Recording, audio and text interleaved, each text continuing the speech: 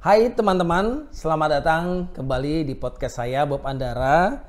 Kali ini kita akan membahas sebuah topik yang mungkin buat sebagian orang sensitif, tapi sangat dekat dengan kehidupan kita sehari-hari, yaitu perceraian. Jadi tahukah Anda banyak orang yang salah langkah pada saat mengajukan perceraian. Jadi ada yang buru-buru menandatangani perjanjian, atau ada juga yang salah paham tentang hak asuh anak, dan akhirnya nyesel belakangan. Nah, untuk meluruskan berbagai miskonsepsi, telah hadir di tengah kita adalah seorang pengacara yang berpengalaman menangani berbagai macam kasus, termasuk kasus perceraian. Bagaimana proses hukumnya, kita akan bahas di sini. Kenalin, sebelah saya adalah Doru. Saya dengan Doru, saya sebagai advokat. Walaupun sebelumnya background saya sarjana ekonomi, kenapa saya bisa jadi advokat? Jadi kita bisa berkarya seumur hidup ya? Bisa. Saya berdua saudara, kakak saya perempuan di tahun 2011 wafat.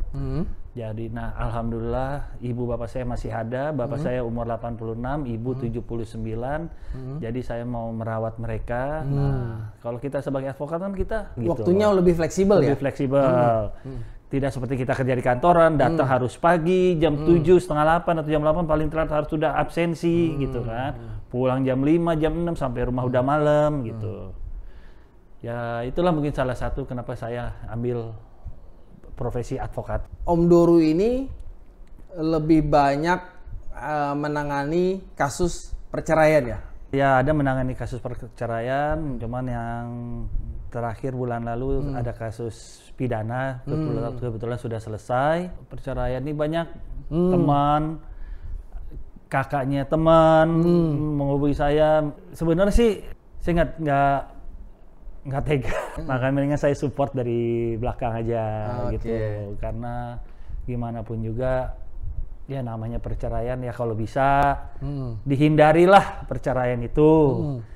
Karena kita kenal sama pasangan kita kan awalnya baik-baik. Setelah itu kita ada kemauan untuk nikah, kalau insya Allah punya anak. Nah, kalau memang kita udah berapa puluh tahun terus ada pertengkaran kalau memang masih bisa berdiskusi dengan pasangan ya berdiskusilah gitulah. Tapi kalau memang sudah tidak bisa berdiskusi lagi, kalau memang ada mau pisah ya pisahlah baik-baik gitu. Karena kita awalnya kenal baik-baik sama pasangan kita, pisahnya ya sebisa mungkin kita baik-baik juga lah gitu loh. Nah, kita menjurus kepada langkah-langkah alur nih Om Doru ya. Jadi Om Doru sebagai lawyer yang banyak menangani kasus ini, boleh sharing nggak ke kita? Jadi bagaimana langkah awal hingga putusan sih secara garis besar? Ya kalau untuk proses perceraian itu kalau memang ya seperti tadi saya bilang, kalau memang sudah tidak bisa dipertahankan ya bolehlah kita berpisah. Kalau memang mau berpisah baik-baik ya tinggal kita ngomong sama pasangan kita, kamu atau saya yang gugat gitu. Jadi ada persetujuan itu dulu ya? Iya, jangan, karena kan orang kadang-kadang suka emosi ya gitu loh. Wah, tanpa nggak mau lagi ketemu sama pasangannya langsung ngajuin gugatan gitu kan. Itu kalau memang, tapi kalau pasangan kita tidak mau pisah ya itu akan jalannya sidang tuh akan lama, bisa bertahun-tahun gitu loh. Makan waktu ya? Makan waktu. Contohnya misalnya istri menggugat tanpa ngobrol sama kita, tanpa ada apa, dia emosi misalnya. Nah kalau yang pasangan yang nggak mau itu lama, itu bisa 2 tahun, 3 tahun. Kenapa bisa begitu ya? Gugat, istri gugat, nanti dapat panggilan. Nah, yang pasangannya akan mundur-mundur nih, diulur-ulur waktunya. Akan cenderung mengulur ya? Iya. Karena untuk sidang perceraian itu kita dipanggil sama-sama, ada surat panggilan. Nanti di saat sidang pertama itu, nanti pada saat masuk ke ruang sidang itu, nanti majelis akan nanya, sudah mediasi belum? Sudah ketemu mediator belum? Dikonfirmasi dulu? Ya, di sidang pertama itu. Di sidang pertama. Kalau belum nanti sama majelis kita berdua disuruh ketemu mediator di ruang mediasi. Nah, nanti masuk ke ruang mediasi itu kita ketemu mediator. Mediator nanya ke kita, duduk kita bertiga, kenapa ini Bapak, kenapa ini Ibu. Nah, nanti kita dikasih waktu 10-15 menit untuk bicara. Mediator akan pergi dulu, kita dikasih waktu 10-15 menit. Nanti sudah itu mediator akan datang lagi. Gimana kalian? Bisa rujuk, bisa berdamai, bisa kumpul lagi gitu kan. Nah, kalau memang salah satu bilang enggak, langsung lanjut aja, ya udah. Berarti mediator akan bikin laporan ke majelis kalau mediasinya gagal. Oh, gitu. Saat itu juga dia bikin laporan? Iya, bikin laporan. Nah, udah kita disuruh pulang. Nanti kita akan dapat panggilan lagi untuk sidang. Berarti masuk ke pokok perkara sidang namanya. Jadi setelah mediasi, itu berapa lama Om? Bisa seminggu atau maksimal 2 minggu lah kita dapat panggilan lagi untuk sidang, datang ke sidang lagi untuk sidang ini. Tapi proses pertama itu memang harus dilalui ya? Harus mediasi.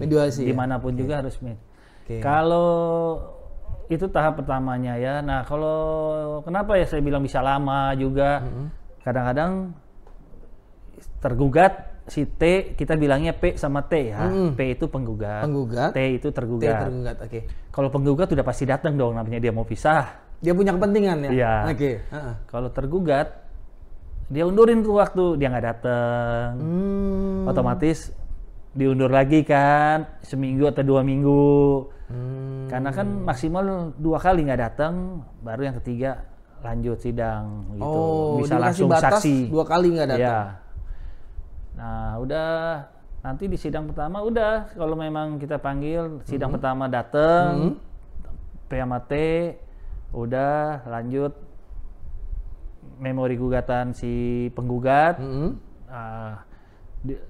dikasih fotokopinya dikasih ke si T. Oh, memori gugatan itu apa? Dokumen? Pada saat kita si penggugat mau ngajuin itu dia harus masukin memori gugatan, ya dia bilang lah sudah tidak ada kecocokan lagi, bla bla bla bla gitu-gitu. Keterangan kayak keterangan gitu ya, kayak kronologis gitu ya? Iya, kronologis kayak bisa, ya dia ceritain lah semuanya, bisa tebel itu kan gitu. Itu namanya memori gugatan? Iya. Nah, nanti di sidang itu si T dikasih tuh kopinya. Nah, si T harus ngebales itu memori gugatan, namanya kontra memori. Jadi dikontra gitu loh. Harus respon, harus feedback. Iya. Ya? Harus feedback. Namanya kontra memori. Dia bikin, setiap itu kita harus copy 4 atau 5 inilah. Karena 3 buat majelis, 1 buat lawan kita. Oke.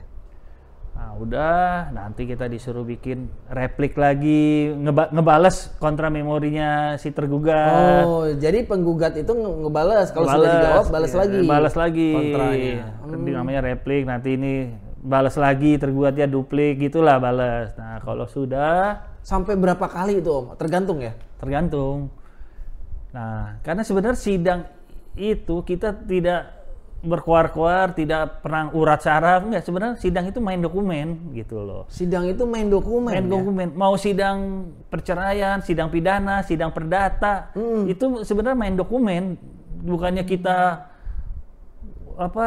bermaki-maki, emosi, enggak, sebenarnya main dokumen aja itu. Oh gitu. Soalnya kalau di sosmed kan kelihatan atau di media kan biasa sidang itu pasti riuh gitu ya. Iya, karena nah itu nanti pada saat sidang pembuktian. Sidang pembuktian itu bukti dan saksi.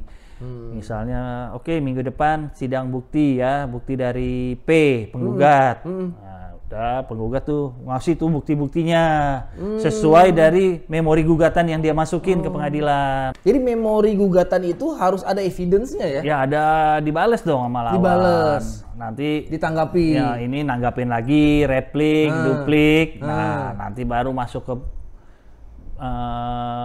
bukti. Sidang bukti itu tahap berikutnya ya? Ya, itu kalau memang normalnya sih sidang itu seminggu ya. Normalnya ya. Kecuali majelis, minggu depan saya nggak bisa, baru 2 minggu kemudian. Berarti ada risiko availability majelis juga dong, Om. Iya, itu ada Kalau majelis. dia sibuk atau padat bisa mundur juga Bisa ya? mundur.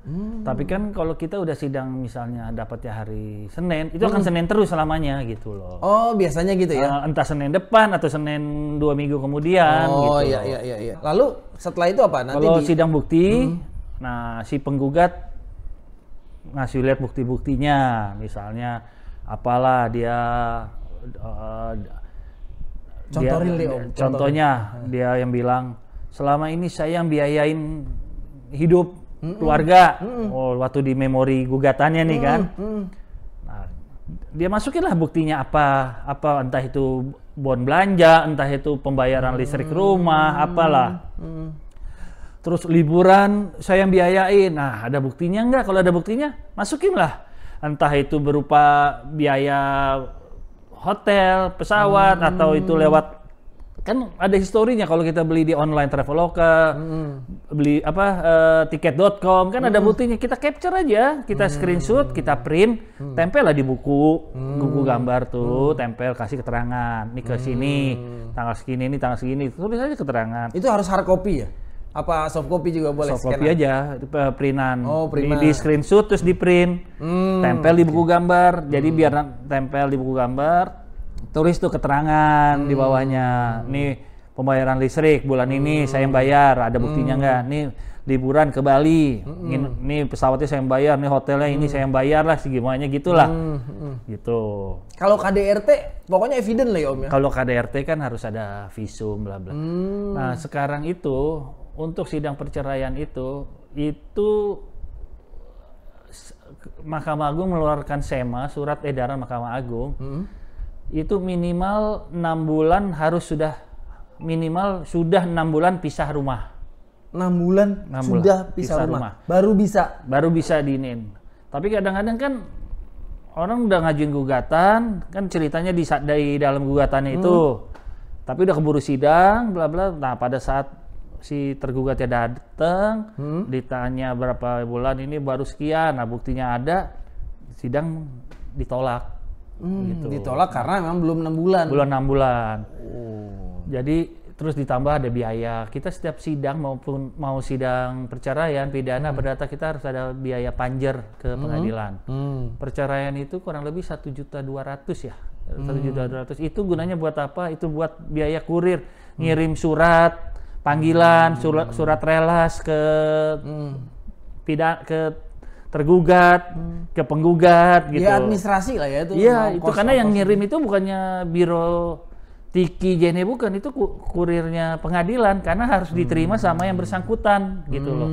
Nggak bisa di-outsource ke pihak ketiga. Nggak bisa, terus nggak bisa yang nerima siapa nih, nggak bisa gitu loh. Harus yang ini, kalau nggak ada mungkin kurir akan balik lagi. Jadi gitu. pengadilan punya divisi khusus ya? Punya buat yang ngirim-ngirim surat. Karena kan makanya itu kenapa pengadilan ada Pengadilan Agama Jakarta Barat, Timur perwilayah kan. Ya supaya nggak terlalu jauh untuk surat menyuratnya kan gitu loh. Nah, kalau tadi sudah sidang bukti dari penggugat minggu ini, nah udah minggu depan sidang bukti dari tergugat gitu loh. Jadi ada bagian-bagiannya. Jadi masing-masing dikasih waktu sidang gitu loh. Nah, udah ada. Jadi satu sesi itu Om khusus untuk satu pihak. Ya, salah satu penggugat pihak. atau tergugat. Nah, kalau sudah dua-duanya baru nanti sidang saksi. Sidang saksi. Saksi dari tergugat saat hari itu, nah mungkin minggu depan atau dischedulin lagi sidang saksi dari tergugat. Saksi itu minimal 2 orang. Minimal. Satu orang nggak bisa berarti? Nggak bisa, harus 2 orang. Harus 2 orang. Oke. Harus 2 orang. Nanti dia akan disumpah, dia akan menceritakan apa yang dia tahu, dia lihat. Tidak bisa mengada-ngada gitu loh. Karena itu kan disumpah. Nah, kalau dia mengada-ngada, dia bohong, itu bisa sama tergugat, sama lawan bisa dilaporkan balik ke polisi. Namanya pemberian saksi palsu kan. Justru itu merugikan ya. Merugikan gitu. Ngomong apa adanya harusnya ya. Pokoknya kalau jadi saksi kita tuh nggak bisa bohong lah. Hakim itu jam terbangnya kan sudah tinggi. Jadi kita mau bohong apa? Hakim tuh cuma nanya, simple gitu loh. Satu kata, contohnya gini lah. Iya, mereka ribut terus-menerus dari mereka nikah gitu kan. Tahun 2000 mereka nikah, ribut terus-menerus. Saya pernah diajak liburan juga ke mana, kembali ke mana, Singapura kemana. Di sana mereka ribut terus-menerus gini-gini. Sama majelis itu, dia merasa di atas angin kan nih. Saksinya penggugat kan, dibilang, namanya orang mau pisah pasti yang ada kan menjelek-jelekan ya. Menjelek-jelekan pasangan kita kan, tergugat. Namanya juga penggugat kan. Gimana caranya supaya... Nature-nya gitu ya, Iya. nature-nya tuh menjelek-jelekan. Menjelek-jelekan udah pastilah gitu loh. Itu, entah itu benar atau enggak, itu urusan belakangan. Makanya kalau mau pisah, mendingan baik-baik lah gitu loh. Iya kan? Jadi nggak ada dendam, nggak ada apa kan gitu. Apalagi kalau kita punya anak. Sama hakim ditanya, cuman dibilang ribut terus-menerus dari dia menikah sampai sekarang. Setiap liburan saya pernah ikut, kalau sini-sini ribut terus-menerus. Sama majelis hakim di stop. Terus cuma ditanya, saudara saksi, dari tadi saudara saksi bilang ribut terus-menerus dari awal nikah sampai saat ini, bla bla bla. Sekarang yang hakim yang nanya, sekarang yang saya mau tanya, memang saudara saksi tinggal satu rumah? Wah, itu pertanyaan singkat, padat. Udah langsung saksinya diam. Bisa mental tuh ya. Sidang apapun, perceraian, pidana, perdata, itu kuncinya itu ada di bukti dan saksi, itu aja. Evidence dan saksi, bukti dan saksi ya. Iya, Itu bukti dan dua saksi kunci itu dua. Penggugatnya kan udah kalah nih 1-0 nih misalnya kan. Bukti juga kalah pada saat sidang bukti kan. Lawan malah ngasih lihat, nih loh saya yang biayain kok kan gitu ya. Nih liburan kok saya yang biayain. Nih loh ada ini buktinya nih semua ada. Nah, dia gugatnya gugat cerai satu. Hak asuh anak. Biaya hak asuh anak sekian juta, sekian puluh juta per bulan. Sama harta gono gini. Tapi ternyata dari bukti dan saksi lemah nih. Nah, udah majelis akhirnya ya udah tetap cerai, tapi hanya satu gugat cerainya yang disetujuin. Yang lainnya ditolak. Si penggugat kan gugat cerai, minta hak asuh anak, minta biaya hak asuh anak, minta harta gono gini. Walaupun dia bukti dan saksinya lemah, tapi disetujuin cerainya. Langsung pada saat pembacaan putusan, misalnya talak 1 bain sudra, ya, talak 1 bain sudra, terus hak asuh anak kami tolak. Dari total 4 tadi ya tuh gugatannya? Ya, dari 4 itu, jadi yang disetujui cuma gugat cerainya, terus hak asuh anak, hak asuh anak bersama langsung kami tolak ya, jadi hak asuh anak bersama. Otomatis biaya hak asuh anak tidak ada kan, karena bersama kan. Untuk harta gono gini, kami tolak. Karena apa? Karena dia di awal perceraian itu si penggugat dia yang keluar dari rumah, meninggalkan keluarga. Jadi seperti menelantarkan anak gitu loh. Jadi itu versi pandangannya majelis ya. Gitu. Ya udah, jadi gugat cerainya aja satunya aja yang dia dari 4 itu ya. Dari 4. Oke. Yang tadi apa, hak asuh anak, harta gono gini, satu lagi biaya hak asuh anak. Biaya asuh anak. Biaya hak asuh anak kan misalnya dia masukin per bulan 30 juta. Tadi yang umum itu ya, Om? Yang 4 umum itu ya? 4. Oke. Nah ini kan real case dari klien lah ya. Nah, ada nggak real case di mana yang menang itu yang penggugat? 4-4-nya dapat? Bisa aja. Bisa jadi ya? Misalnya, misalnya yang ngajuin kan istrinya sebagai penggugat. Nah, si tergugatnya mungkin karena dia main judi online atau apa yang memang ini, ya mungkin bisa. Terus karena untuk hak asuh anak itu kenapa bersama? Karena anak sudah di atas 5 tahun. Kalau anak masih di bawah 5 tahun, istrinya itu jatuh ke ibu. Oh, kalau anak sampai 5 tahun, itu ke ibu? Ke ibu. Otomatis ke ibu ya? Ke ibu. Oh, berarti setelah 5 tahun baru ada bisa pembagian nih. Oh gitu. Makanya itu banyak ini, makanya kenapa ini. Tapi kuncinya tadi itu ya Om, evidence, bukti, saksi. dan saksi. Itu Kunci itu ya. Kuncinya itu. Jadi kalau dokumen kan kita bisa bebas mau nulis apa aja kan terserah. Bisa direkayasa, Iya. bisa. Dia panjang dia bilang dari ini saya yang biayain, ini liburan saya yang biayain, ini terserah lah dia mau biaya suster, biaya pembantu, biaya sopir saya yang biayain. Namanya kan sah-sah aja orang mau nulis itu kan namanya dia sebel, sakit hati kan gitu. Nah ini isu-isu krusial nih Om. Jadi kan tadi ada beberapa ya, harta gono gini, hak asuh anak, nafkah anak-anak, dan mediasi. Nah kalau contohnya misalnya harta gono gini nih Om, itu ketentuannya gimana sih? Harta gono gini itu bisa diajukan saat sidang bersamaan, yang kayak tadi contoh kasus itu kan gono gini bersamaan, makanya putusnya langsung saat itu kan gono gini ditolak karena si penggugat keluar dari rumah meninggalkan keluarga, menelantarkan keluarga, menelantarkan anak-anak kan gitu. Bisa juga setelah putusan cerainya keluar baru ngajuin harta gono gini. Nah, harta gono jadi beda pengajuan ya? Beda. Nah, harta gono gini itu apapun yang diperoleh pada saat mereka masih suami istri, itu pembagian. Apapun itu ya? Apapun itu, mau rumah, mobil, tanah, punya gedung, punya ruko, punya apalah. Kalau warisan enggak? Warisan nggak bisa. Nggak bisa masuk? Nggak bisa. Pokoknya apapun setelah mereka menikah, itu yang mereka bisa hasilkan, itu yang akan dibagi dua. Dan benar-benar bagi dua ya? 50-50? Ya nanti sebenarnya sih kesepakatan mereka berdua lah. Kesepakatan lagi berarti ya? Misalnya, ya biar nggak panjang kan, ngapain ini. Misalnya ya udah yang rumah kasih ke pihak perempuan, kendaraan ke pihak laki, ya kan kita bisa tahu lah nominalnya ya gitu loh. Berarti ada room untuk negosiasi. Bisa. Itu ya, berapa? Itu memang harus negosiasi itu. Gitu. Om, kalau hak asuh anak tuh tadi kan Om udah bilang kalau 5 tahun ke bawah itu pasti ke ibu. Ya. Nah kalau bisa nggak sih ada yang bapak yang bener-bener pengen gitu di bawah 5 tahun, itu nggak bisa ya? Nggak bisa. Oh, lalu kalau misalnya prosesnya gimana hak asuh anak? Saya ada contoh case juga kemarin, teman kantor, tapi kakaknya yang lagi proses. Suaminya main judol, dia kerja main judol, akhirnya uangnya habis, tabungannya habis, padahal dia kerja, istrinya padahal ibu rumah tangga, cuman istrinya ini berlatar belakang orang tuanya yang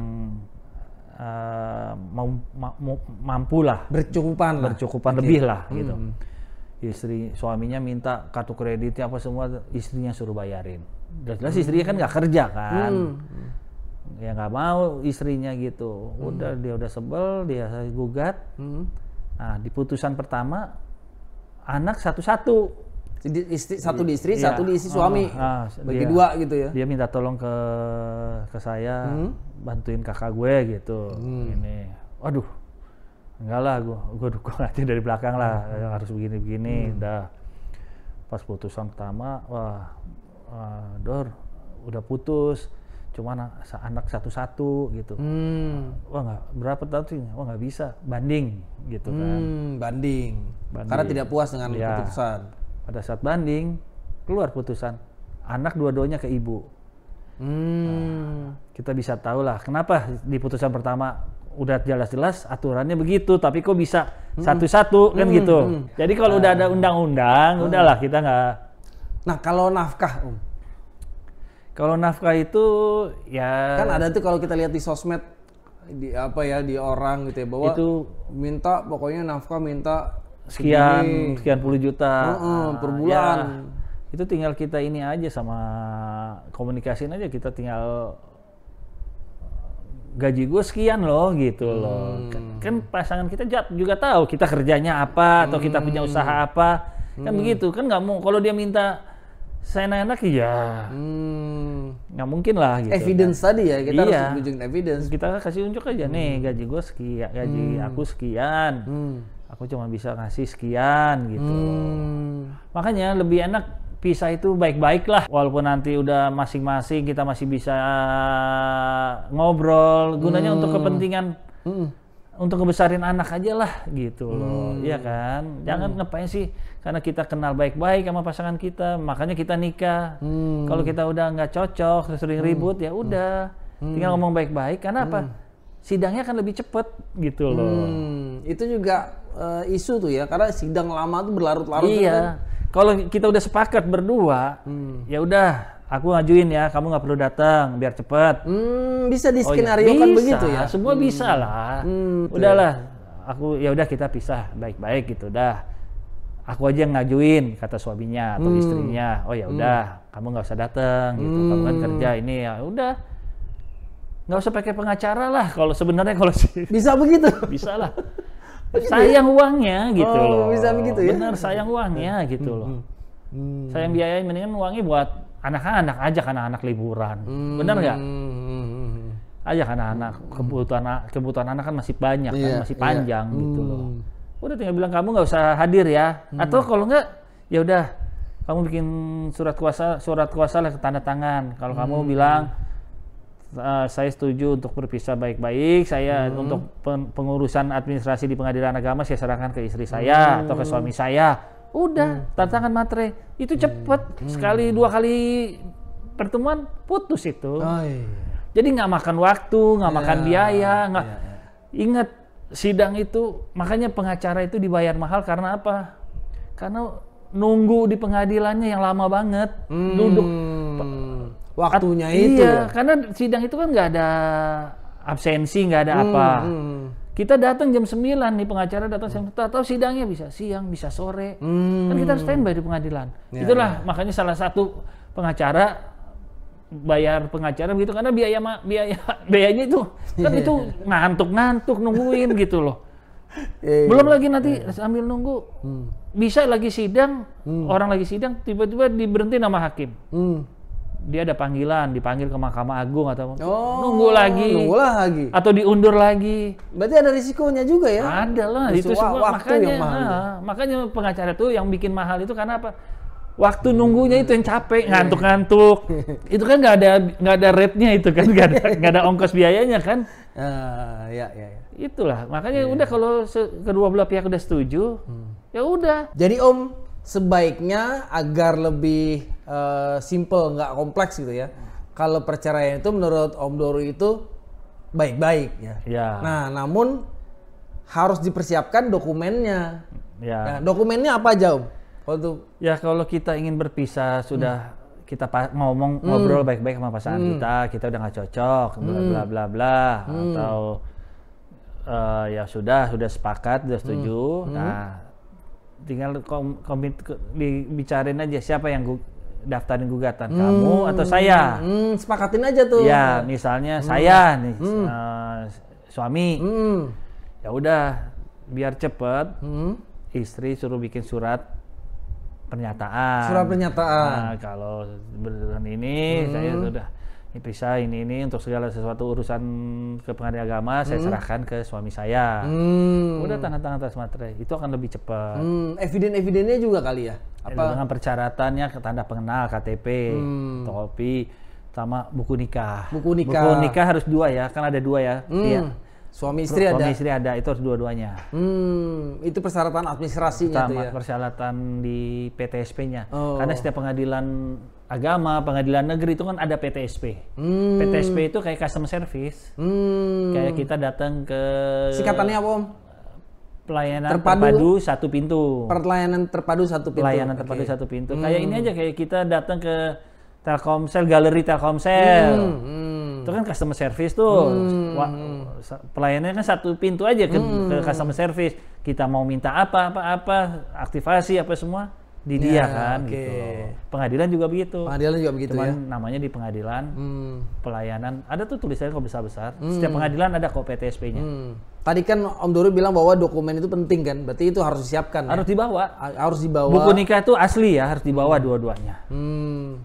Ya, berarti dengan adanya kesepakatan siapa yang ngegugat, siapa yang tergugat, siapa yang mendaftarkan ke pengadilan, siapa yang daftarkan pengadilan, terus isi dokumen kronologis itu. Ya, itu kalau isi itu kan gugatan, itu pasti si penggugat yang masukin kan.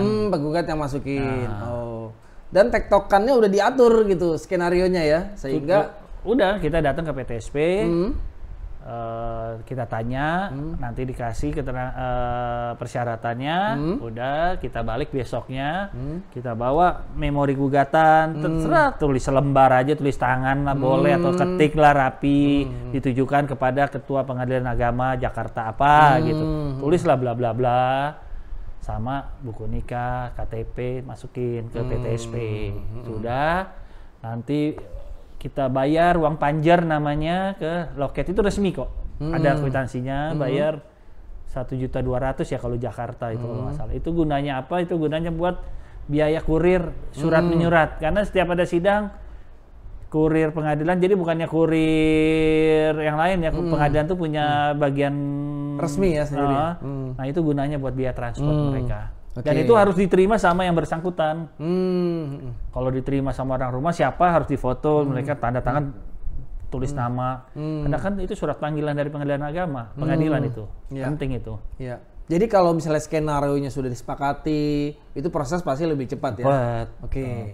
Tapi kalau tanpa kita ngomong sama pasangan kita ini, itu aja bisa lama, mungkin sama pasangan kita diundur-undur, dia dapat panggilan, sekali nggak datang, 2 kali nggak datang, yang ketiga kali baru dia datang, kan maksimal 2-3 kali kan, kalau 3 kali akan merugikan. Nah, itu yang itu. Nah, apa gimana kalau dia nggak mau, pasangan kita nggak mau pisah, iya akan lebih lama lagi.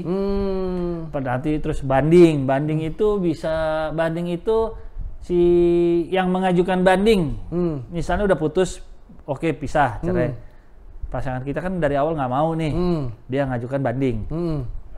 Dia yang bayar nih panjer, majuin ke pengadilan agama, banding itu kan nggak ada sidang, jadi sidang internal antar hakim. Nah itu bisa 6 bulan lah baru keluar putusannya, lama itu. 6 bulan? 6 bulan. Nah kalau keluar nanti dibanding masih tetap putusannya sama dengan putusan pertama, memang disetujui sidangnya, dia bisa kasasi. Kasasi itu bisa antara 6 sampai 1 tahun putusannya keluar. Putusannya keluar. Kasasi itu karena dokumennya dikirim ke Mahkamah Agung. Jadi itu yang hakim Mahkamah Agung yang sidang itu kan ribuan kasus ya. Kasus di seluruh Indonesia masuk kalau untuk kasasi ke Mahkamah Agung. Makanya di Mahkamah Agung kan dibikin tim-tim tuh kan untuk ini sidang, mereka sidang internal lah. Kalau kasasi itu dia sidang internal, dia hanya melihat ada temuan baru nggak nih gitu loh. Kalau ada temuan baru bolehlah kasasi. Tapi kalau nggak ada, masih itu aja dibahas, akan berat. Putusannya akan tetap sama gitu loh. Kecuali ada temuan baru nah itu akan bisa merubah hasil putusan. Nah, Om Doru, bagaimana kalau ada case yang menggugat itu karena kasus selingkuh? Nah, sebenarnya definisi selingkuh dan banyak juga yang berzina ya. Iya. Itu seperti apa sih pandangan lawyer nih? Kalau dibilang selingkuh itu kan nanti kita jangan di memori gugatan yang kita masukin ke pengadilan itu dia selingkuh. Nah, kita harus siapin tuh buktinya nanti pada saat buat sidang pembuktian. Sama ada sidang saksi, harus itu, nggak bisa kita main asal nyebut itu tapi kita nggak bisa ngebuktiin. Nah kalau selingkuh ya misalnya mereka ketahuan makan di restoran berdua, nonton berdua, atau di mobil di jalan berdua, ada fotonya gitu. Orangnya itu terus gitu loh. Kalau orangnya ganti-ganti berarti kan temen itu, pasangannya aja yang cemburu buta kan begitu. Iya. Bisa gitu ya, itu suami atau istri bisa juga begitu kan? Bisa lah. Karena kita berteman kan dengan siapa aja. Apalagi kita kalau masing-masing bekerja di kantor, teman kantor banyak. Jam makan siang, si A ngajakin makan siang walaupun rame-rame atau berdua, besoknya beda lagi, berarti kan itu teman, bukan selingkuh. Kalau selingkuh kan pasti orangnya akan fokus sama itu aja gitu. Di tempat yang berbeda itu lagi gitu. Oke. Terus kalau yang namanya dia berzina gini-gini, nah terus ada pembuktian juga, nanti disiapin dokumennya. Pembuktian ya? Pembuktian. Jangan, kita kan nggak bisa main bilang berzina. Kalau kita nggak bisa ini buktikan, berarti kita bohong nanti kita bisa dilaporin sama yang dituduh pelakor lah atau peminor yang sekarang istilahnya begitu kan. Kita bisa digugat balik kan gitu. Ngeri kan kalau udah digugat balik. Iya. Berarti evidence yang berzina. Berzina itu apa fotonya? Kalau cuma mereka berenang berdua itu belum bisa dibilang berzina.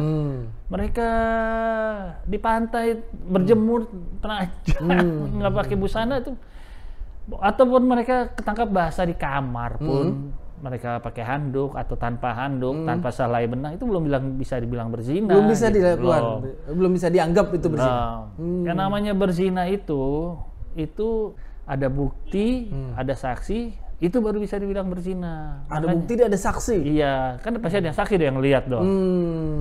Ada fotonya misalnya, atau pasangannya, maaf ya, foto dia lagi begitu, dia foto gitu kan. Dapatlah pasangannya itu fotonya. Fotonya, tapi kan kalau cuma itu aja doang, mukanya nggak kelihatan, tuh nggak bisa juga harus kelihatan lah. Ntar dia tinggal ngelaporin berzina, kok dia nih buktinya nih, dia lagi, ya maaf aja ya, lagi bisa aja dari film, dari majalah dia foto, apalagi dengan sekarang ada teknologi AI. Ada AI bisa juga ya di AI itu teknologi jadi bikin sebenarnya bisa bikin ngerubah semuanya gitu loh. Bisa gitu. bisa dipalsukan kan bisa, untuk kepentingan pengadilan makanya. kan. Jadi ya kayak handphone hampir tiap bulan keluar model baru.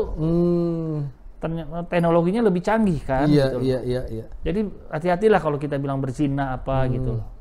Kategori berzina tuh harus ini pasti. Nah, dari seorang lawyer ada pesan-pesan nggak kepada pemirsa nih? Ya itu yang tadi, kalau bisa, kalau kita bangun suatu keluarga sama pasangan kita tuh kan dari hubungan baik, keluarga besarnya berhubungan baik juga. Kalau memang sudah tidak ada kecocokan ya kita bicara berdua. Kalau berdua nggak bisa juga antar keluarga kan gitu. Kalau antar keluarga sudah angkat tangan juga ya sudah sepakat gimana pisah. Nah kalau bisa pisah baik-baik lah. Gitu. Karena untuk kedepannya jadi nggak ada gontok-gontokan, nggak ada dendam-dendaman. Jadi seperti balik lagi seperti teman lagi. Dulu kan kita awalnya kan teman sama pasangan kita, teman kenal deket, nikah. Nah tiba-tiba ini ada masalah atau ada selingkuh lah dibilang atau ada apa. Kita ngomong baik-baik, gimana? Kamu bisa ngerubah nggak? Nah, kalau bisa ngerubah ya udah kita ini lagi minta maaf lah atau apalah. Pasangan yang memang berselingkuh udah hidup rukun lagi. Nanti karena apa?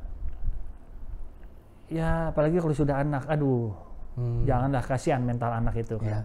Karena mental anak seorang anak mentalnya kalau ada masalah keluarga itu kalau nggak hancur, kalau nggak bener sekalian hancur bener.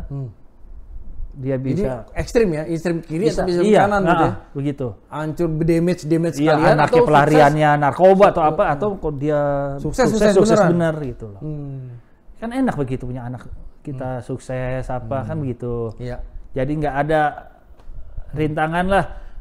Mereka anak tambah gede kan tambah punya pola pikirnya tambah ini. Dia mau ketemu ibunya, sok silahkan ketemu bapaknya, 24 jam silahkan gitu kan. Dia mau minta apa ke ibunya, anak kan tambah lama tambah pintar.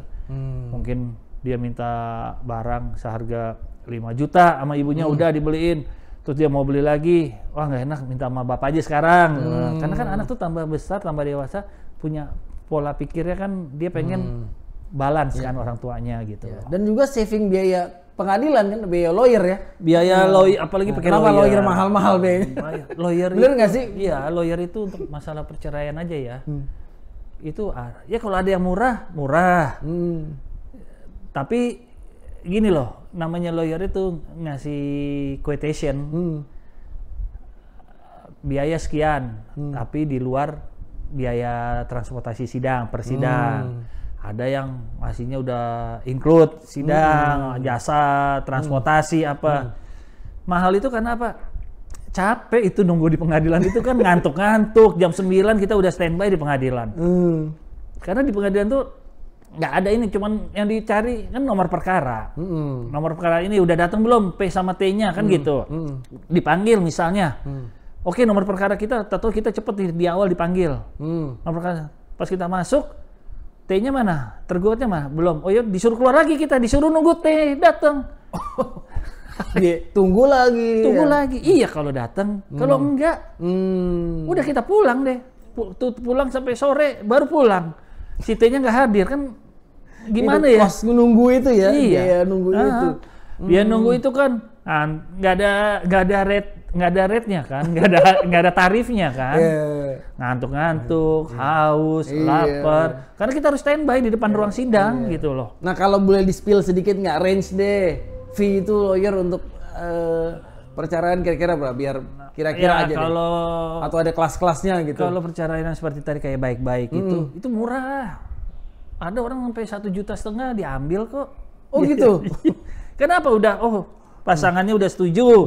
Udah tinggal ini bayarin misalnya 1.200.000. Udah nanti tinggal kasih putih itu udah fee lawyer itu kan dibayar di awal. Dibayar di awal. Nah, tapi kalau kita lihat nih dari klien kita sebagai penggugat, wah pasangannya kayaknya nggak mau cerai. Wah, kan kita bisa ngelihat ya. Wah, ini kayaknya panjang nih. Karena biaya itu sampai putusan ya. Biaya lawyer itu sampai putusan pertama loh. Kalau banding beda lagi nanti. Beda lagi. Terus ya itu bisa ada yang sampai 35 juta, ada yang sampai 50 juta. Karena kalau kita udah kasih harga nggak mungkin kita, Bu kurang nih Bu, ternyata sidangnya lama nih, panjang. Jangan, kita udah harus memperkirakan berapa kali sidang nih, bisa 10-20 kali kedatangan gitu loh. Gitu ya? Bener, yang bikin ini capek nunggunya itu loh. Bahkan sampai unlimited kalau pengacara terkenal kan? Iya. Nanti kalau udah putus, misalnya klien kita kalah, dia mau banding, ya kita rate-nya kita kenain quotation lagi, kita bikin penawaran baru lagi. Tapi murah lah. Karena itu kan cuma sidang internal majelis kan, banding. Jadi kita hanya sekali bikin memori banding, masukin udah, kita tinggal nunggu aja hasilnya. Sidang internal. Kasasi juga begitu. Sidang internal udah di Mahkamah Agung nunggunya 6 sampai 1 tahun baru keluar hasilnya. Lama itu. Juga ya, lama ya. Oh, oke. Jadi pemirsa, seru juga diskusi dengan lawyer kita ini ya. Jadi teman-teman sudah aware, sedikit knowledge lah ya, insight dari bagaimana sih proses dalam perceraian ya, proses pengadilan dalam case perceraian ini kan. Lalu bagaimana kita harus care dengan dokumen, saksi tadi, saksi, lalu juga tadi gugatan yang umum kan gugatan cerai, lalu ada harta gono gini, lalu juga hak asuh anak, terus nafkah buat anak-anak gitu. Jadi ke situ tuh topiknya. Dan tadi Om Doro juga sampaikan kalau kita bisa baik-baik, mending baik-baik, karena akan menghemat banyak banget ya, waktu, energi, biaya, dan lain-lain. Itu demikian konten kita hari ini Om Doro. Jadi sampai ketemu di konten kita berikutnya. Bye.